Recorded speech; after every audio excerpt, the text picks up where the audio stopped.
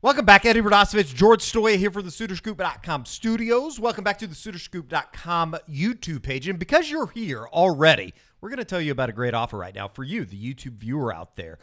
$1, 2 months, promo code OU1.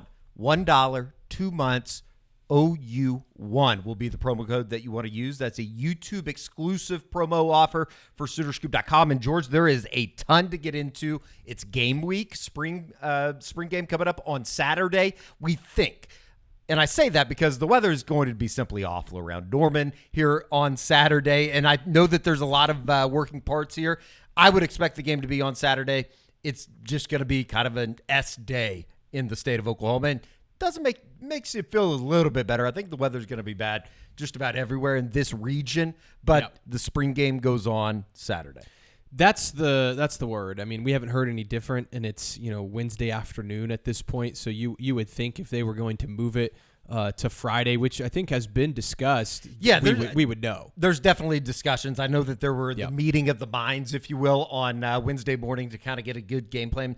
Also, softball has the statue dedication for Patty Gasso over at Loves Field coming up on Saturday. So it's just a bad weekend to have a kind of a little bit of a washout on Saturday. We did talk to Jackson Arnold as well as Danny Stutsman on Tuesday night. Kind of, I guess, a preview of what's to come, if you will, kind of a catch-up. We hadn't talked to him since the beginning of spring ball, but just kind of overall, your thoughts on the discussions with QB1 as well as linebacker one, the two captains going into Saturday's red-white.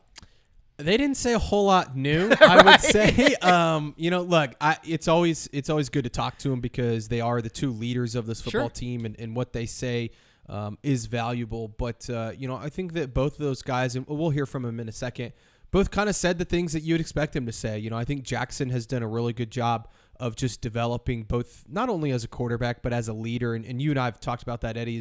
His maturity level seems to be there. I think that he's definitely more confident when he speaks to us. And we don't get to go to practice, but I do think that it's pretty clear that he's become the vocal leader, especially on that offensive side of the ball. So it was good to hear about that and also just his progression and where he feels like he needs to get better and how he definitely feels like he has gotten better this spring versus where he was a year ago as just a true freshman in the spring. So I thought that he was good to talk to, and same with Danny. I mean, Danny's Danny. He's definitely the elder statesman out there. Yes, and he's not gonna give away any secrets or say anything crazy.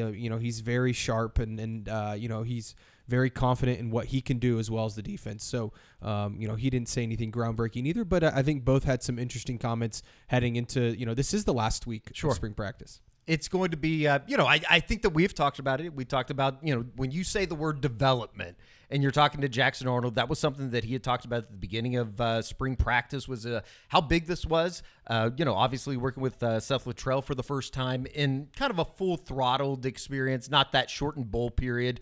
But when you talk about development, what does that actually mean? Like what do you want Jackson to say? Well, I think that it's an openness to getting better in certain ways of his game. I think in understanding the speed of the game, I think that's the biggest thing for him in terms of his development. Because we know he can sit there and throw the ball as far as anybody, and he can be accurate on air and all of those things. Throw back shoulder passes, all that stuff. He can do those things. He has that talent. He can take off and run. It's can he get a feel for the game, understand where guys are going to be, understand when to get the ball out. Maybe he has to throw it a little bit quicker because a play breaks down and those sorts of things. I think that that's where you want to see the development because you saw it in the Alamo Bowl, right? Is that he had moments where he's on the money and he's able to throw it deep, the Brennan Thompson play and the play to Nick Anderson in the back of the end zone. But then he also had plays where maybe he was a hair late on a throw or maybe he was a hair early on a throw or maybe he panicked and got rid of it when he wasn't supposed to. Those are the development pieces that have to come with just reps of playing either in scrimmages or the spring game or really next year when it's full go live action. I think that's where it has to develop. And I think also just that rapport with the receivers, getting to know where guys like to have the ball, where he can go to when things break down, how fast guys are in certain breaks on their routes and those sorts of things. That's where Jackson has to improve the most and can the most in practice. And that's why I think you're starting to see some of these guys at receiver emerge as his kind of go-to guys. I know that we've talked about the defense, and they've been getting the best of Oklahoma offensively here throughout the spring. It does sound like here over maybe the last week and a half, really, that the offense has kind of taken some steps, some progress from what it has been. Now, where is that in the grand scheme of things? I guess that could be debated, but there have been some good practices here stacking on top of one another going into Saturday. I think the offensive line is starting to, I don't know about click, but they're progressing in the right direction, I would say, and I think that they've kind of found a unit, and with tinkering in the way that they've done things, 5 guys that they at least like right now. I think that they feel like they can get better at some of those spots, but Jacob Sexton playing some left guard the past couple of weeks, I think has helped them a little bit. He's just a sound player, and I think that he's one of their best 5 offensive linemen. We'll see if he sticks at left guard. I think Heath Ozeda has still had a really good spring as well. That's right. And then I think Jake Taylor over at right tackle, I know Josh McCuistion talked about it on the Unofficial 40. He's been a lot better the last couple weeks than maybe where he was. And then, I think that Michael Tarquin's been a bit of a surprise. Fabici we obviously have been very high on at right guard. And I think Josh Bates is starting to – he's a guy that he needs just a lot of reps. I think we all like his physicality and the way he's built and all of that. His is a mental thing, and just understanding the offense, grasping what they're asking him to do, and kind of being that leader and that voice up front. And I think that as the weeks have gone on, he's gotten a little better. So I do think that that's where they've improved the most on offense, is they've allowed more time for Jackson Arnold to throw and those sorts of things. We heard from Josh Bates on Monday. If you want to go back and listen to that, just in terms of talking about experience, building confidence, which in turn, obviously is going to allow them to play better up front. Let's stick with Jackson, though. He was under the gun on Tuesday night talking to the notoriously, I guess – I was going to take a shot at the Oklahoma media, but I was going to say that they were always taking shots at people and trying to get underneath people's skin. Not so much. But we did ask him. This was the first time that we had talked to him since the beginning of spring. Where is he at in his development? Here is Jackson Arnold. The first time that we talked to you here this spring, you talked a lot about development, how important this was.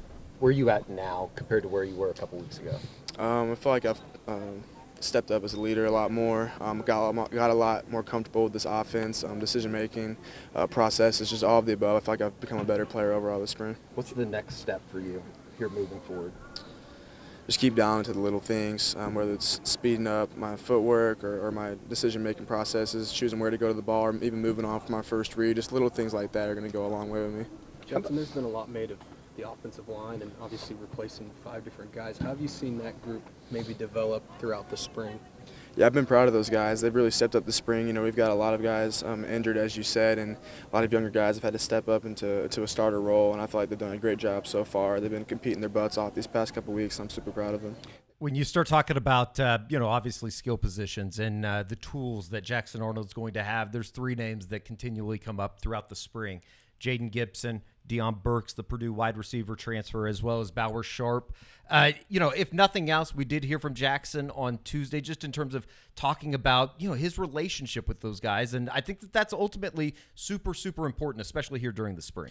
I think if you're going to say 3 guys that have become kind of his targets, it's those 3 guys. And I think that especially Jaden Gibson has really stepped up in Nick Anderson's absence this spring. And they expect Nick Anderson to be back, and I'm sure he'll be a large part of this offense. But I think Jaden Gibson has done a really good job of kind of maturing, stepping up as a leader, and also just being a big-bodied wide receiver that that Jackson can rely on. And we saw that in the 2-minute drill when we were out there. We've also heard about it that he's been kind of the guy that scored a lot of their touchdowns, in the scrimmages. I think that he's becoming that guy. And then I think Deion Burks has slowly started to emerge. I think it probably took him a week or so to kind of get comfortable, but he's become a guy that I think that they can rely on in the slot. He's done a lot of different things for him, and I think that his speed is something that's going to really benefit Jackson, especially when you talk about the deep ball and those sorts of things. I think that those 2 have a strong connection. And then Bauer Sharp, who we might be the biggest Bauer Sharp fans on the planet right now. We got a lot of stock on Bauer Sharp right now. Yes, and we're not saying he's going to go out and be,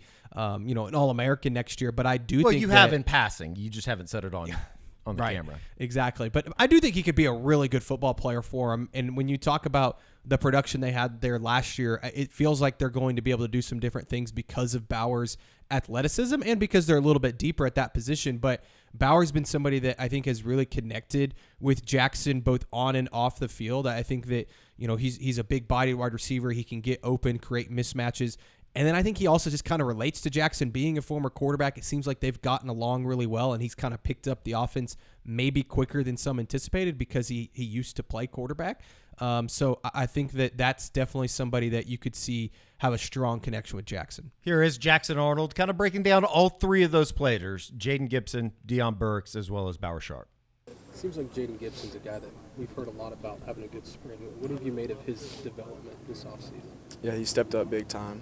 I mean, I wasn't here when Gabe came in as a freshman. I was a year behind him, but I heard stories about, how he needed to grow up and this and that. And the Gabe I'm seeing this spring is balling. He stepped into a leadership role. He's taking lead of that receiver group, and he's really put on a show this spring. It's been great so far. Deion's a great guy, even better person off the field. But, on the field, that dude's a stud. He's as fast as can be, as twitchy as can be. That dude always gets open. I can trust him to go up and catch the ball whenever. Huge. An underrated part of our offense is the tight end, that H-back spot, and being able to use him so far this spring. That dude can go up and catch anything. He's fast, he's athletic, he's twitchy. He's super reliable, too. So I'm super excited about Bauer. He's been having a great spring. Listen, I think the offense, when you're talking about going into next season, particularly even coming out of the spring, it seems like it's a little bit of work in progress. There's going to have to be some questions that are answered, certainly on the offensive line, and we're going to talk about that in the transfer portal show coming up on Thursday this week.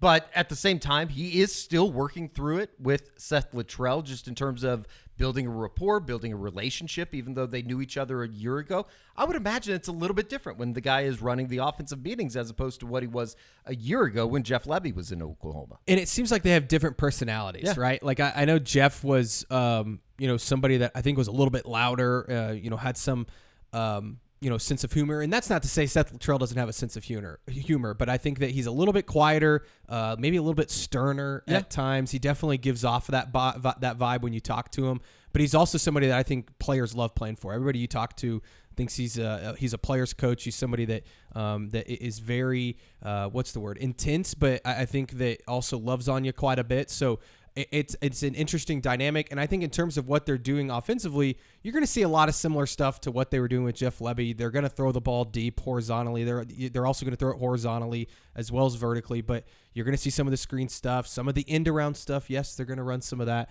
but I think the biggest difference you're going to see is how they run the football. I think that's going to be a big factor. I think the quarterback run game is going to be a huge factor, which we saw last year some with Dylan Gabriel, but then I also think just how he calls plays in certain situations, and I think that that's going to be the biggest adjustment for Jackson. Not so much schematically what they're doing and understanding routes and all of that. He has that stuff down, and they're going to run similar stuff that they did last year. I think it's more so, okay, in this situation, last year we like to run this type of a play.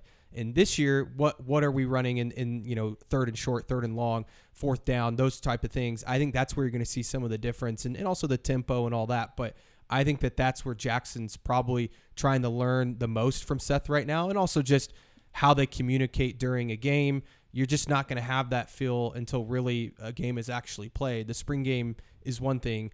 It's another to be communicating with Seth Littrell in the box, in the third quarter against Tennessee, right? Sure. So I think that those things are kind of how he's feeling those things out right now. Of course, it was going to come up on Tuesday evening after spring practice. Here is Jackson Arnold talking about his growing relationship with Seth Littrell.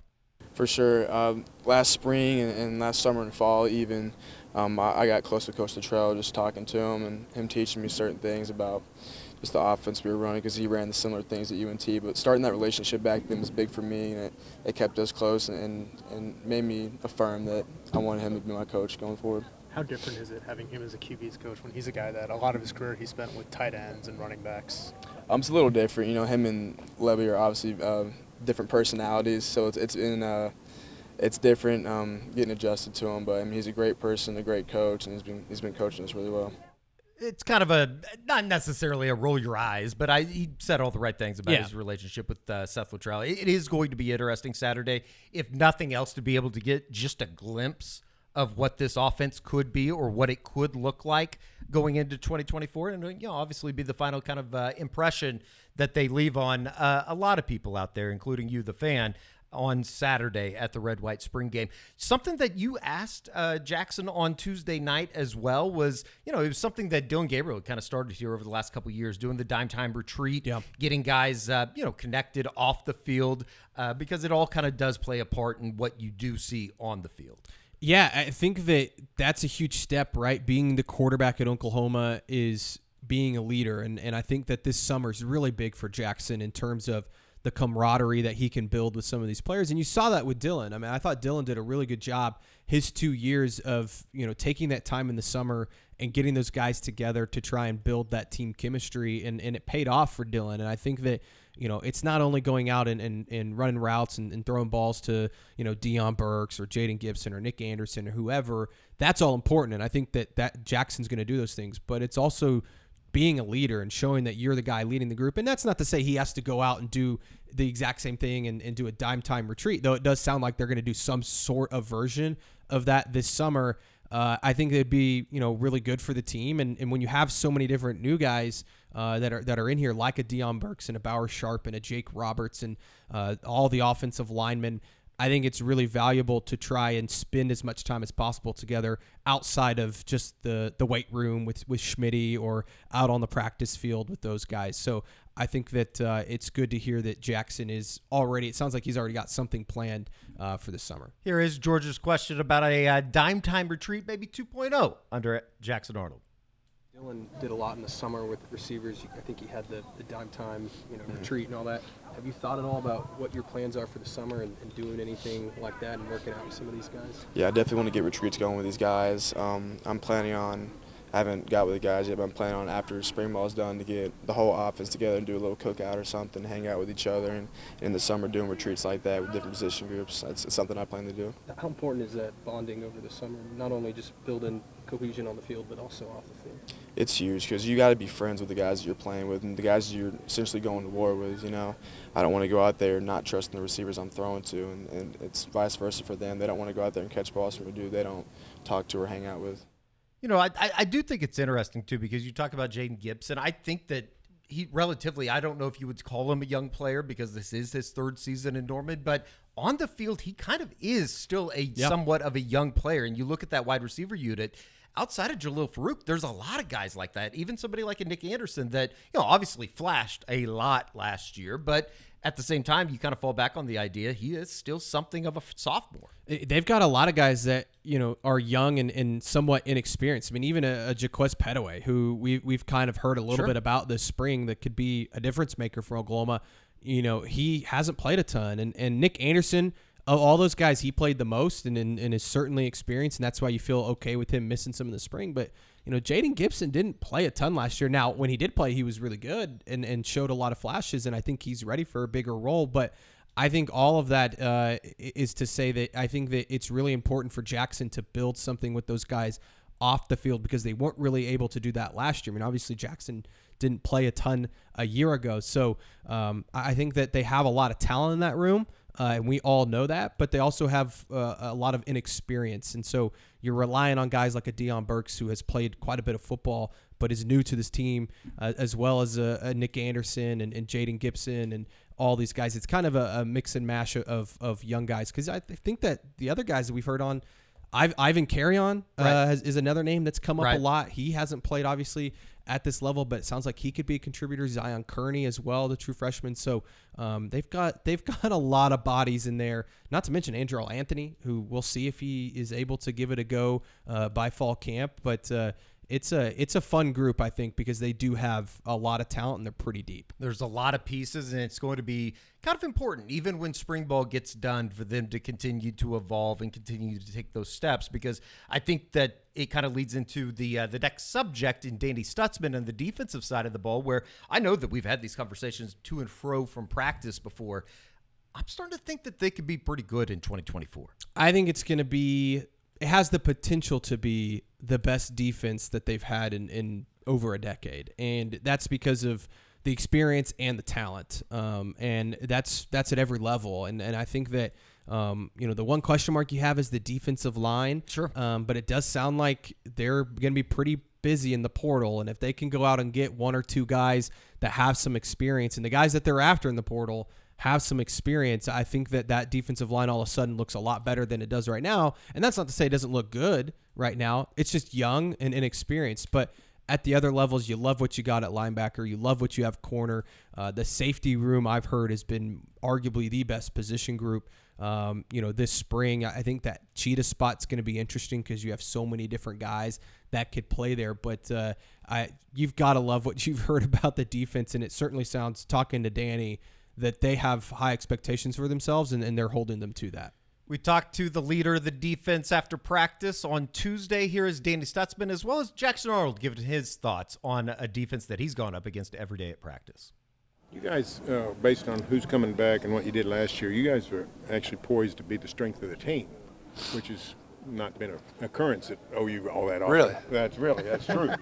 So how much of a challenge do you take that to make that come to fruition? Nothing against the offense, but it's time for the defense to sort of really assert itself. Absolutely. I mean, we have to play complementary football at all times. The defense always, especially, the guys in that room with Billy, me, Ethan, and everyone else, that's what we want. We don't want to be the butt of the conversation. We want to be the why. And I think we try every single day to just be, the reason. That's what we want to do, and that's what we want to step up and be a part of that. What is it about the defense in particular that made, I know a lot of things went into you coming back, but the guys that were coming back, how much did that have to do with it? I mean, it's a brotherhood. There's a lot of experience on that defense side of the ball.